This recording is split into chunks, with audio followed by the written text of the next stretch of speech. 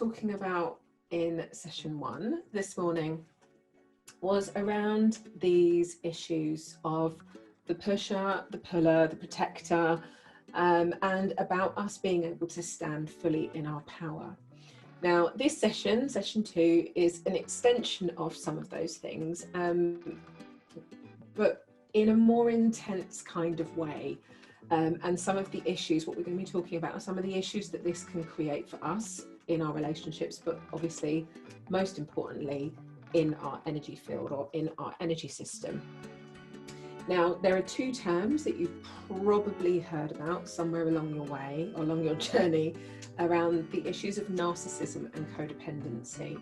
And what we're going to take a look at now is how these show up, so that first of all you can recognise what they are, or where you might have been in this situation and perhaps not even known it, or known that it had a name or a label. Not that labels really exist, but that we're actually going to have the opportunity to do the energy work on it, and the impact that that may have had on you, or perhaps the impact it's had on other people, if you might have been the one who was creating this situation somewhere along the way.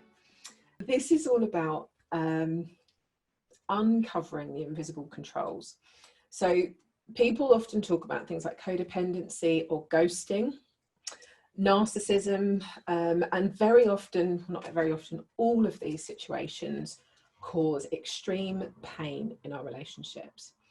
So what we're going to be doing today is having a look at some of the ways that you can use EAM to help in every aspect of your relationships, but particularly around the mental, emotional, or physical control that's perhaps been on yours or other people's energy. And what we want is for you to be free to make your own choices, and most importantly, allowing other people to do the same. Now, some of this conversation might make us feel a little bit uncomfortable, because we are going to notice things about ourselves and we're going to be like, oh, yes, I do that sometimes, and yeah, I know I think like that in some ways. What we're really talking about here when we're using the terms codependency or narcissism are where people are doing this so consistently, it almost becomes a complete way of being.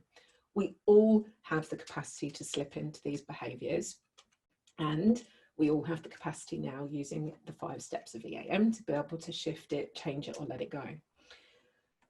Now, most of us at some point have been in a relationship, and I don't mean just a partnership, some kind of relationship. Could be a friendship, could be somebody at work, could be a teacher, colleague, could be a parent, could be our children, could be a brother or sister, where we've either been the creator of or the recipient of these 2 behaviour patterns. As I was saying, this is like an expanded version of what we were talking about as the pusher, the puller, and the protector. And it's not to say that any of them are better or worse. All of them are just people's way of being, people's way of coping with life through the lenses, through the understanding that they have. If you remember, we were talking about the different layers of our energy field.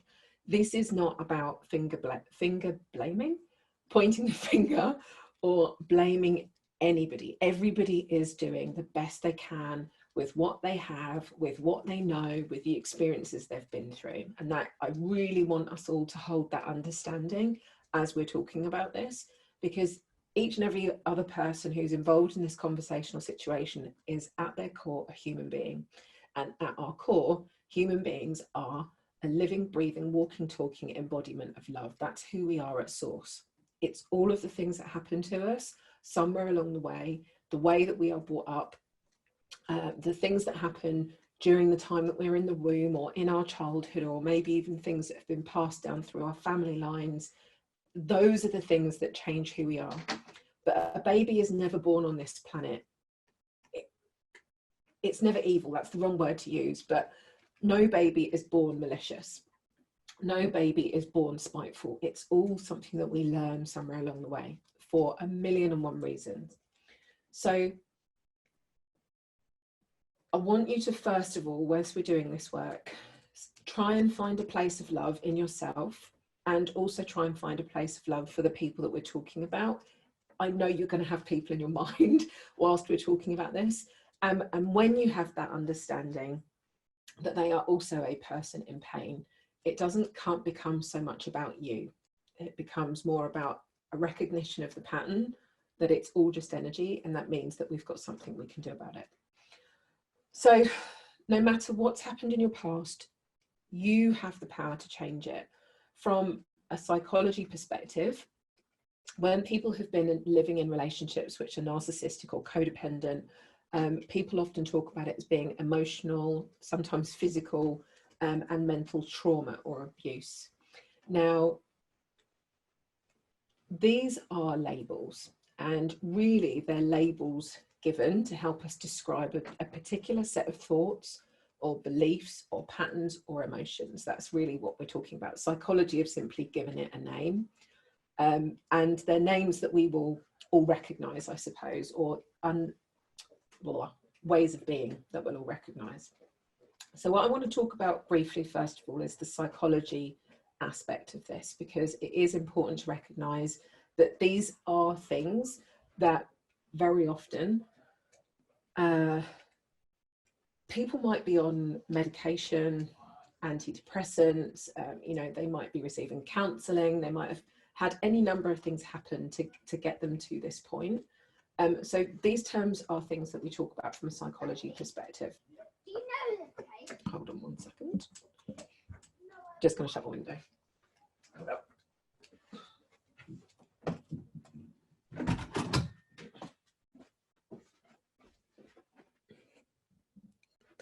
Do my neighbours not know that we're running a session in here? Can you hear me still? Okay, cool. Why do they not know? They're chatting away, walking past the window.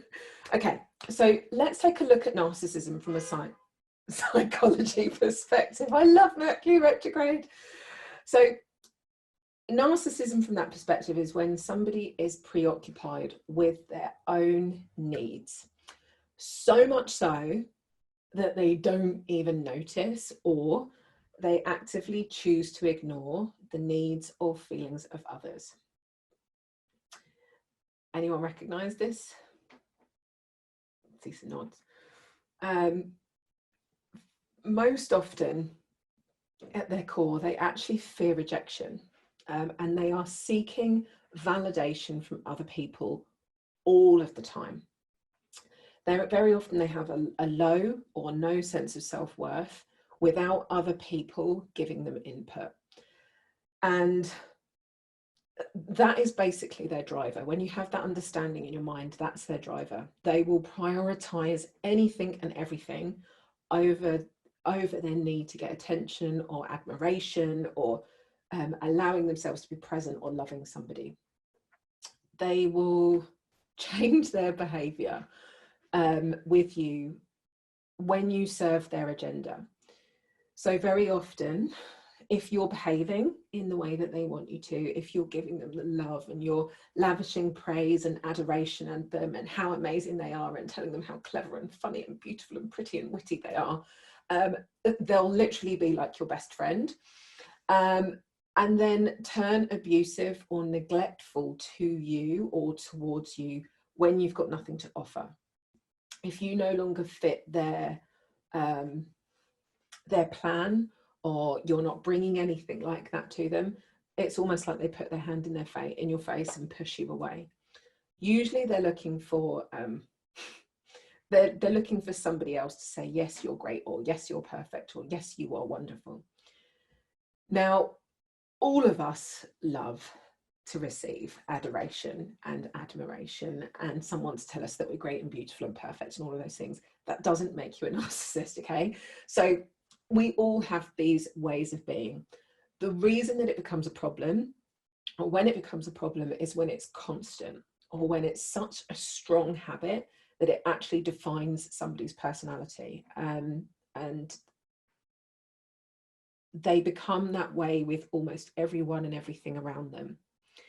Now, commonly with this, people will talk about something called gaslighting. Has anyone heard of this? Has anyone heard of the term gaslighting before? So gaslighting, and this is a really important concept to know because you may not know that you've experienced this, but this is basically a form of mental or emotional manipulation. So this is where we'll call them the narcissist right now, will make people question themselves.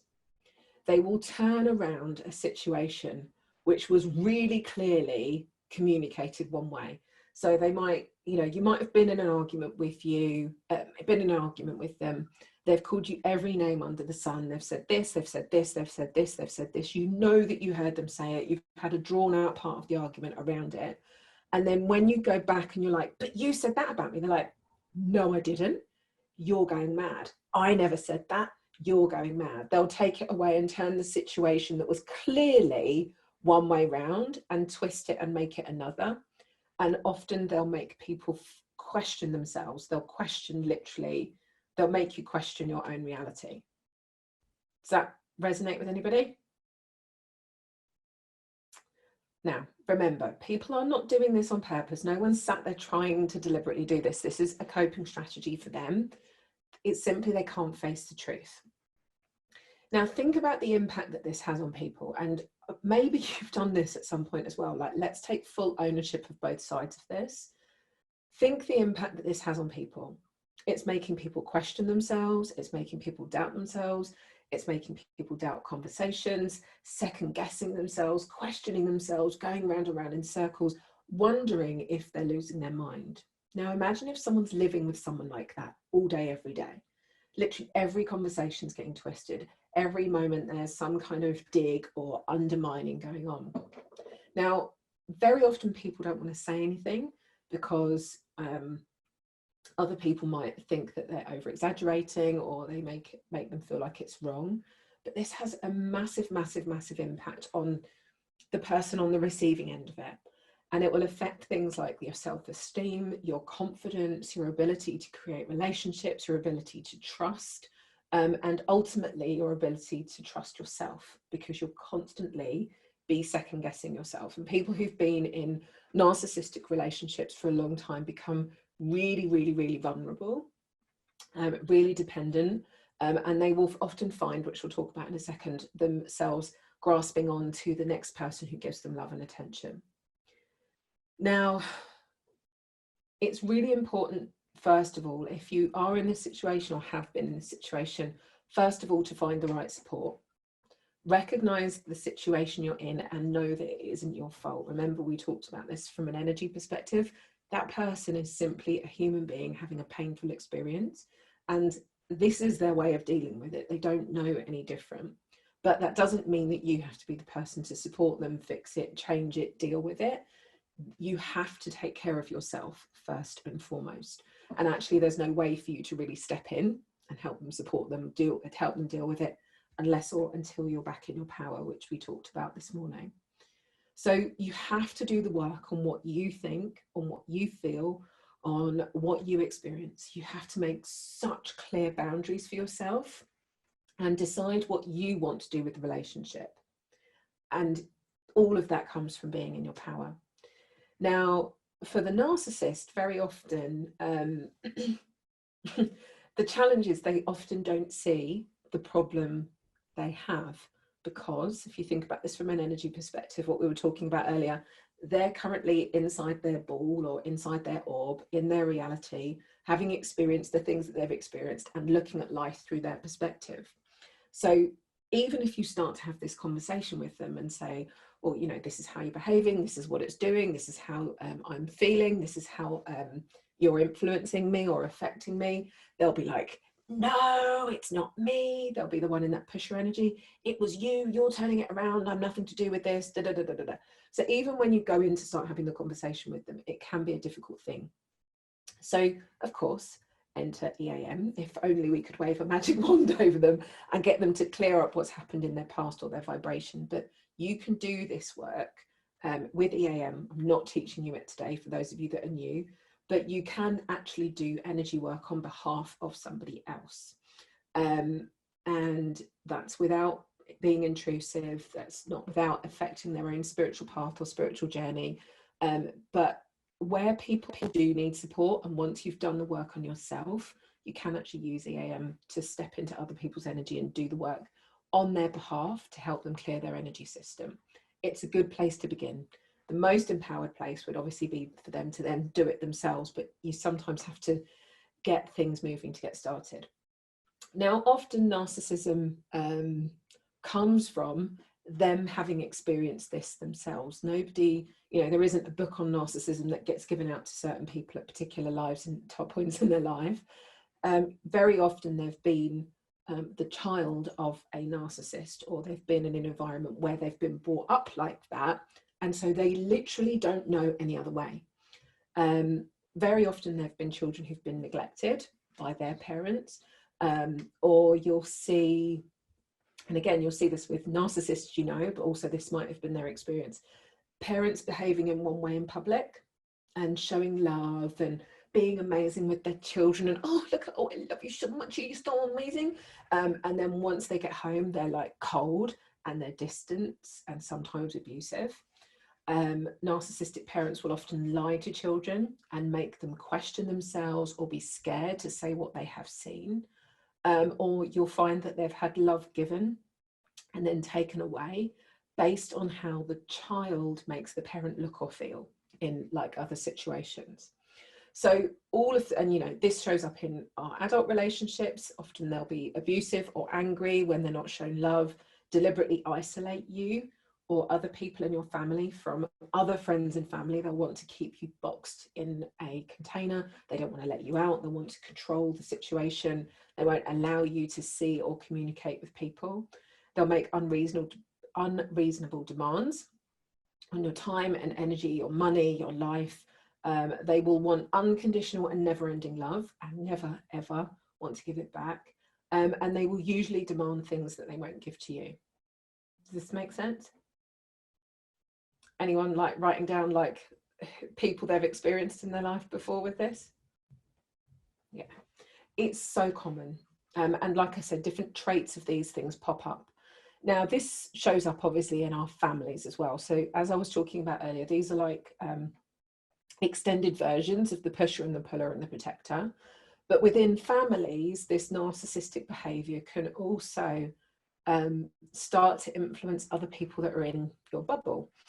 So from a psychology perspective, they call them enablers. There is often somebody, when there is a narcissist at play, there will often be an enabler. Often they're the partner. So I'm going to make this sound really stereotypical, and I'm not meaning to. It's only for the purpose of the explanation. Say there is an overly abusive, controlling male in the house. It would often be the female or the partner wife of that person who will be the person trying to keep the peace within the family, even though they know inside themselves that it's not right. And they're doing it because it's the easiest way to keep the family calm, to keep everything working. They will convince themselves or other people that there's a really good reason for why Bob is feeling like that today, and he's had a bad day at work, or he's had a drink, or his boss said something, or da da da da. They're the person that's constantly kind of making excuses for the behavior, even though they know inside that it's not right. Can anyone recognize that? Yeah. So they're called the enabler, or if we want to give it a P name, they're the promoter. They're the promoter of the experience. Then we have people that we call the provocateur. I always have to say that in a very French accent, sorry. But you can't say it. You can't say it in English. Now, these are the people who provoke the situation. So in your family, or whatever that group or unit might be, say, like grown-ups, as you grow up, you become aware, you're like, this isn't right. I am totally choosing to step away from this. I don't want to be involved. That person isn't good for me. They're not kind to me. They're not loving. And you start calling out that person's behavior. And then what they'll often be is someone that pops up in the family who becomes an extension of that original narcissist. And they start calling you out and making you feel wrong because you've stepped away, or because you're cutting contact and you're choosing to step away from it, but that other person is like trying to pull you back in. Then we have the pushover, or the scapegoat person, and this is usually a child, or a child who's kind of in the most childlike role. And often in the situation, the narcissist will use them. They will blame them for everything. They will blame them for everything that goes wrong. Usually they are given the most abuse because they're the one who will point out the misbehavior and not bend over backwards, lavishing them with praise. So they're the person that will just get all of the grief and all of the stress and everything kind of projected at them. And then, of course, we have the golden child, who is the projection of the narcissist. And they're the one who will often get presents, get love, attention, acknowledgement from that person. They'll be like, oh my God, they're so amazing. They'll use them as the example all the time. Look how great they are. Look how wonderful they are. They're just like me. Look how wonderful they are. I did this. I made them like this. Blah, blah, blah, blah, blah, blah. So I'm sure this isn't resonating with anyone, is it? Now, nobody chooses to be in those roles. And of course, people like move around between all of those roles all the time, depending on what's happening and the dynamics. But, you know, this shows up at work as well. This isn't just at home. People who are narcissistic will do this in the workplace. So they'll like take credit for other people's work, or they will seek admiration for something that's happened within a project, or, you know, they're the ones that are always butt kissing the boss or whoever, because they're looking for trust and respect, and they will do it at the expense of other people. So this happens everywhere. You can see this in the children, you can see this in our families, we can see this at work. Now, the flip side of all of that, again, still from a psychology perspective, is codependency. So codependency is characterized by, I think it's a specific relationship addiction where someone has like a preoccupation or extreme dependence, whether it's emotional, whether it's social, sometimes it's physical, like they're literally stuck to another person. Now, the biggest challenge held by most people who are in this codependent energy is that they are so busy. This is the easiest way to spot them, and this might be you. They are so busy taking care of everybody else that they forget to take care of themselves.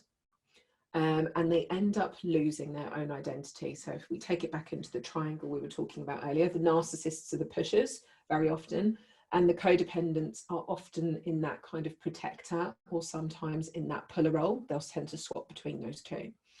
Now, it's basically when somebody feels so responsible, like beyond the normal extreme of being compassionate and loving, where someone feels so responsible for the feelings and actions of others, or for those particular loved ones. They're like, I have to sort this out.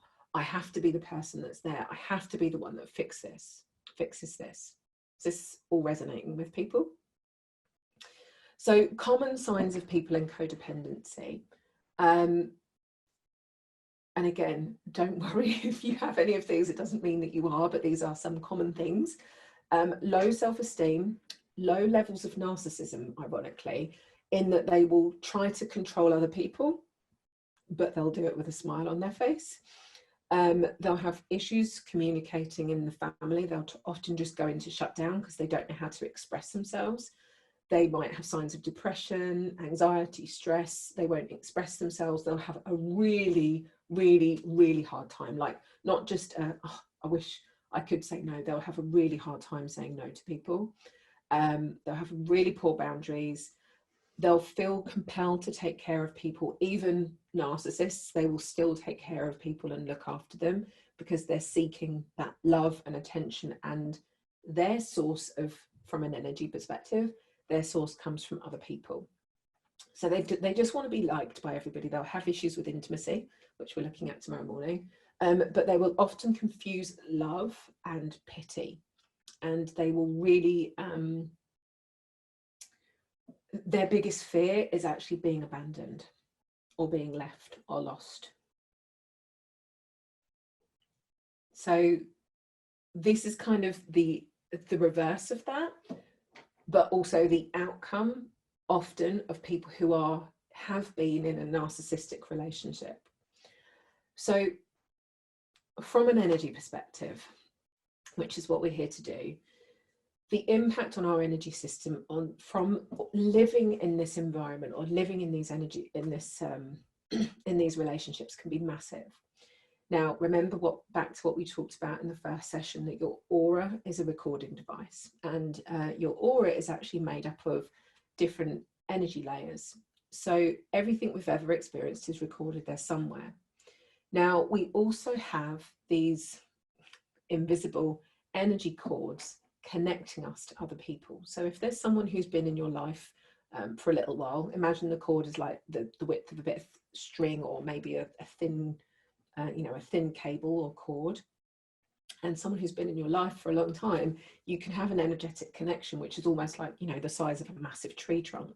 It's literally as if you are energetically one person. What they think or feel or experience is felt in your energy system almost straight away.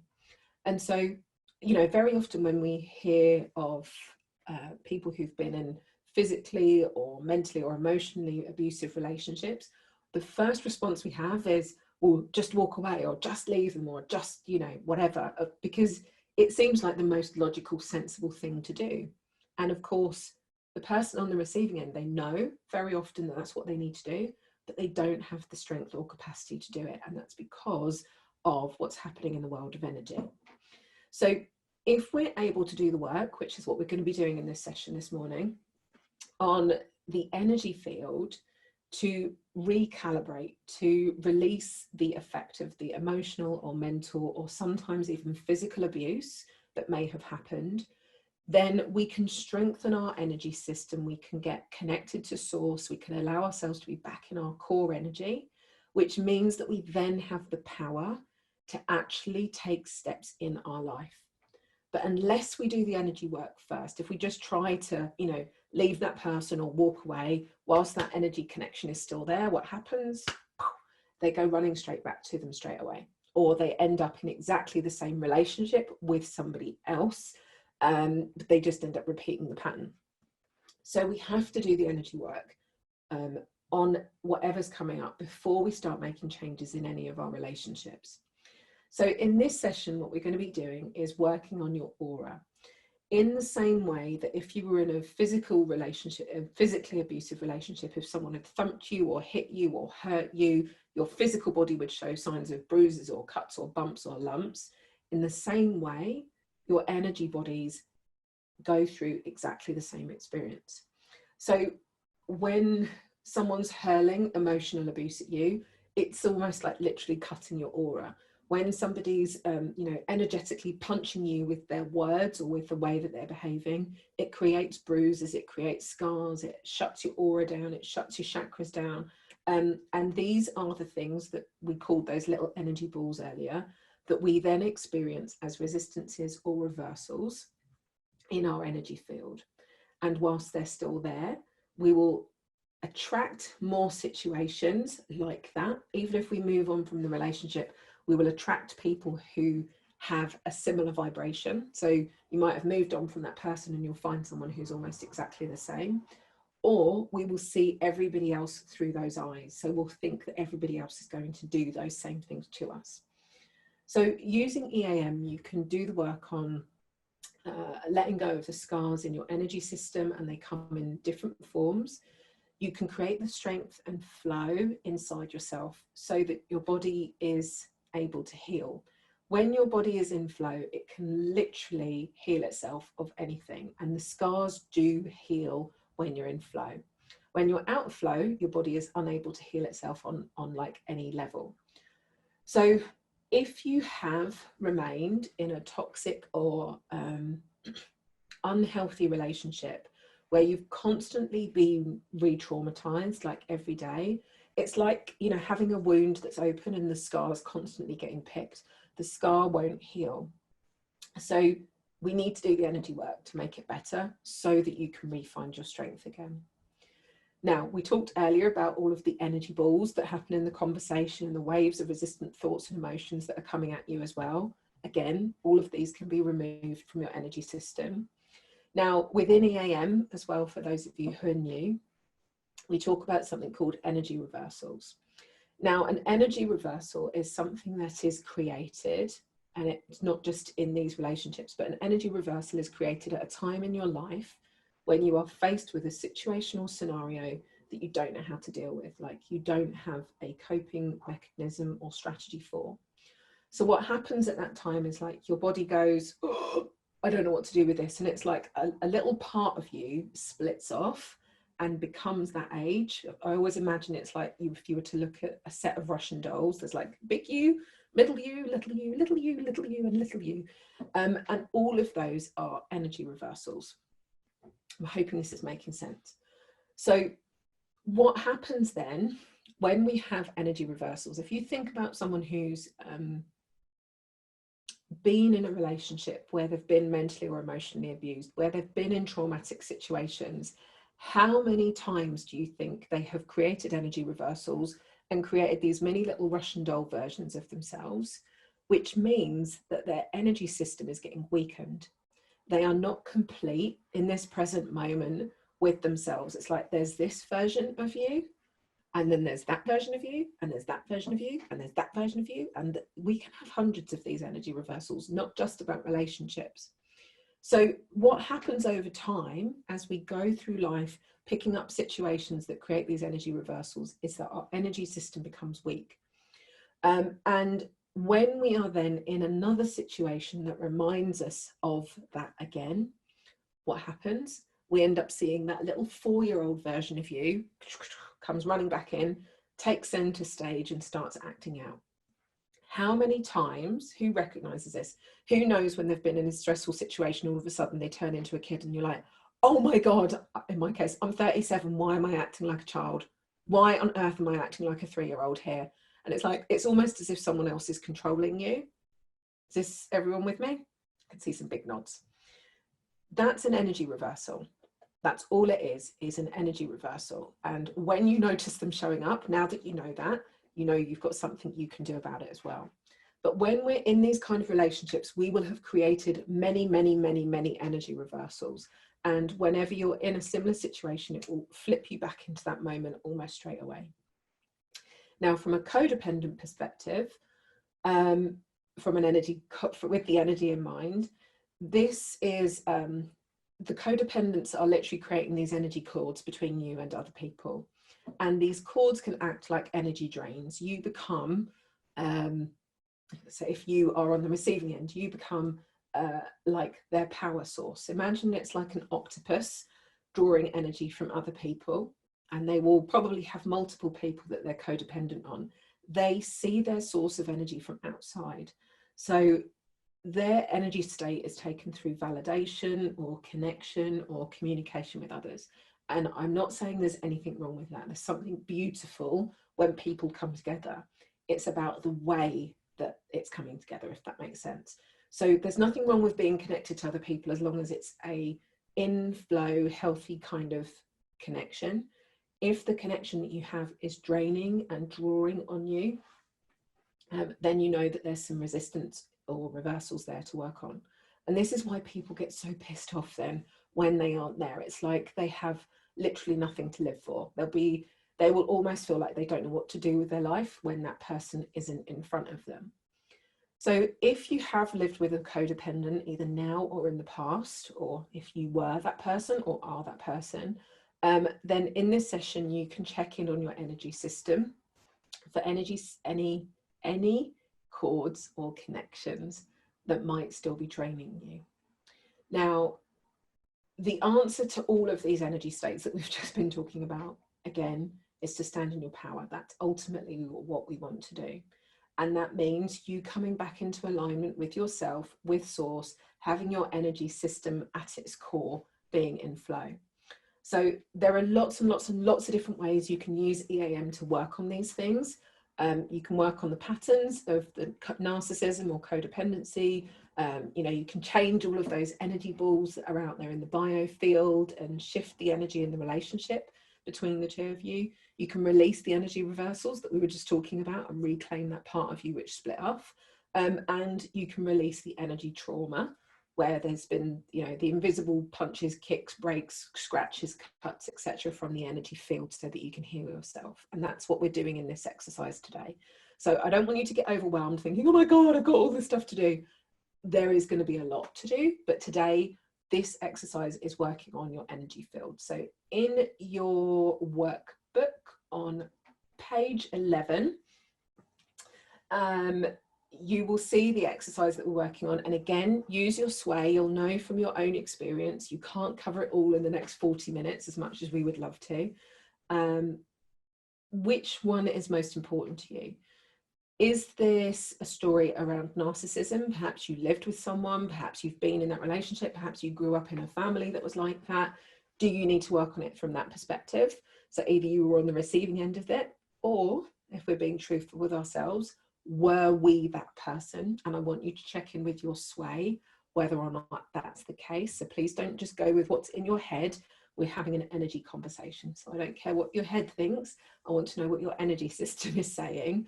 So I want you to check in on this. So do you need to work on the narcissism perspective, or do you need to work on the codependency perspective? And again, you can carry on all of this after today. Do I have any codependency or energy cords, connections or attachments? Or do I have any connections or attachments coming from somebody else? So if you know that who those other people might be. So you can then check in how it's affecting the different layers of your energy. So you can ask your sway, which layers of your energy have been affected. So you would ask, do I have any energy attachments around narcissism? And your sway might give you a yes. Yes. Has it impacted me on a physical level? And you'll ask your sway, and it might give you a yes. On an etheric level, yes. On an emotional level, yes. On a mental level, no. Or yes. On an astral level, no. So you can ask your sway which levels of your energy field it has affected. You can ask how many impacts you have, so how many cuts or scars or breaks or whatever it might be, and use the methods use the numbers to be able to help you work through this. I know this might be really quick for those of you who are new. Going into your breakout groups, your mentors will be able to guide you through this. So all I'm giving you are different ways to approach it. Don't feel like you have to do all of them. I'm just giving you lots of different ways that you can approach the situation so that you find a way that works for you. So see which one of those works, and then you can just work through the process. I'm ready to release these 975 energy attachments on the physical level of my energy connected to whoever. I release this from my energy in all forms, on all levels, at all points in time. And then obviously we're going to do some beautiful step 5s with that as well. So I've given you some variations. Find the one that resonates, find the ones that work for you. Does everybody feel like they've got something to work on? Has anyone sat there thinking this doesn't apply to me anywhere in my life whatsoever? No? Okay, good. So everyone's got some stuff to work on. I know this might be emotional. I know that this is a lot of work to do. And I know that these are the reasons that many of us are here. Just trust us, do the work on this. Any emotions that are coming up right now are absolutely there for you to do the work on, and we are here to support you with that. If you have, if you need, we do have some other mentors additionally that might be able to do some work with you in a smaller breakout group as well, but only if you really, really need it. Don't all just go, me, because there are like 381 of you on here, and we are doing our best with the team that we have to facilitate this. So if you really are in that, like, I really need some help, please, please, please write support, and then what you need support with in the chat, and we might be able to assign you to another breakout group. But all of the rest of you, you're going into your normal breakout groups. You are absolutely in super safe hands. We are here with you. There is nothing you can say. There is nothing you can share. There is nothing that we haven't seen or experienced that you cannot work on by doing this work. Don't step away from this now. I know some people are like, oh my God, this is really scary. In a way, I'm actually really glad that it's really scary, because it means that in 40 minutes when we do the work, you're going to no longer be feeling like this is really scary. You're going to be like, oh my God, that's disappeared or shifted. Okay, so just trust the process. It's all okay. I promise, I promise, I promise this is going to be some big shifts. I've got, has anyone else got goosebumps all over them? Is it just me? Look, you can see my arms, look. Ooh, it's gonna be a big one. So we're sending you off into your breakout rooms now. If you need support, ask your mentor, post in the chat, or you can leave your breakout room and come back to the main room, and we'll be able to assign you to another group. But please don't all do that, okay? Because it's really for those who desperately, desperately, desperately need it. Any questions before we go in to do that? A worksheet, Pippa, we will repost the link. The someone can just post the worksheet book. Oh, it's here in the chat, Pippa. So we've got 45 minutes. If you've got anything from this morning that you still want to do, you can do that. But I really recommend you do this work whilst you've got the mentors here with you to ask questions. Be nice to them, but lovingly use them, because that is what they're here for. They've all been on this journey for more than 18 months and 3-4 years in some cases. They've all done this stuff before, and they are living, breathing, walking, talking examples of being in your power and standing in flow. So they are here to take you on this journey. Let's go and have some fun. All right, you guys. You will be doing feedback. I saw that face, Lena. She's like, no, I don't want to do it. I don't want to do it. We are here with you, I promise. Promise, promise, promise. Go and have fun. Enjoy yourselves, and we'll see you soon.